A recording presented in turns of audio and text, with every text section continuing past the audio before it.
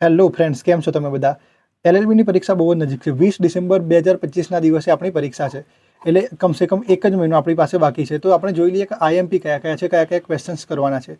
તો મેન સમજી લઈએ કે કેટલા કેટલા આપણા સબ્જેક્ટ્સ છે જેની આપણે એક્ઝામ આપવાની છે. તો એક છે ટોર્ટ, બીજું ક્રિમિનલ પેપર 1 અને ત્રીજું ક્રિમિનલ પેપર 2, પછી કોન્ટ્રાક્ટ અને સ્પેશિયલ કોન્ટ્રાક્ટ. એમ કરીને આપણે 5 પેપર આપવાના છે, જેમાં 50% લાવવાના છે. એટલે કે 100 માર્ક્સનું પેપર હોય તો 25 માર્ક્સ લાવવાના છે.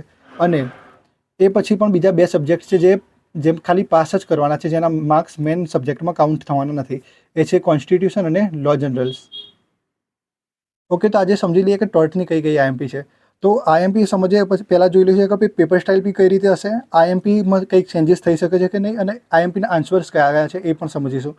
बराबर। तो सौથી पहले आपने जो लिया कि आईएमपी कई कई है। आप ये वीडियो गुजराती और इंग्लिश दोनों मीडियम के लिए है, तो हम सबसे पहले समझेंगे कि कौन कौन से क्वेश्चन है जो इंपॉर्टेंट है हमारे एग्जाम के लिए। तो फर्स्ट है अपकृत्यની જવાબદારીમાંથી કયા કયા સંજોગોમાંથી મુક્તિ મળે છે તે સમજાવો। એટલે કે જે અપકૃત્યની જવાબદારી છે એમાં મુક્તિ મળવા માટેના એવા કયા સંજોગો હોવા જોઈએ। State the circumstances in which a discharge is obtained from the liability of tort. બીજો ક્વેશ્ચન છે બદનક્ષીની વ્યાખ્યા આપી બદનક્ષીના દાવામાં પ્રતિવાદીને કયા બચાવ મળે છે તે સમજાવો। Define defamations and explain the defence available to the defendant in action of defamation. પછી છે મોટર વ્હીકલ એક્ટ હેઠળ ત્રાહિત વ્યક્તિની જવાબદારી સમજાવો। એટલે explain the liability of third person under motor vehicle act. એ પછી જોઈએ મારવું અને નાસી જવું, એટલે હિટ એન્ડ રન। સિમ્પલી તથ્ય પટેલનો કેસ સમજી લો। પછી અસોલ્ટ અને હુમલો, અસોલ્ટ જેનો ગુજરાતીમાં કહેવાય હુમલો, અને મારપીટ એટલે કે બેટરી।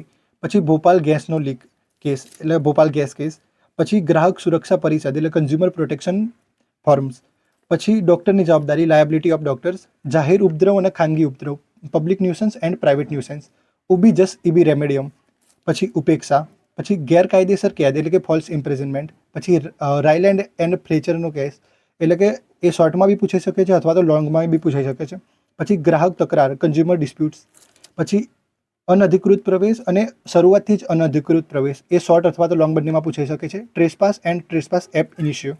પછી પ્રતિનિધિક જવાબદારીનો નિયમ સમજાવી નોકરના અપકૃત્ય માટે માલિક કયા સંજોગોમાં જવાબદાર થાય તે સમજાવો।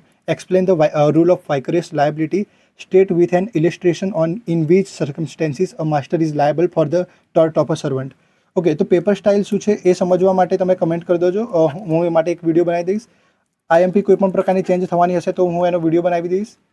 અને આન્સર આ જે ટોર્ટ છે અને એની જે આઈએમપી છે એના આન્સર માટે પણ હું એક વિડીયો બનાવવાનો છું થોડાક જ સમયમાં।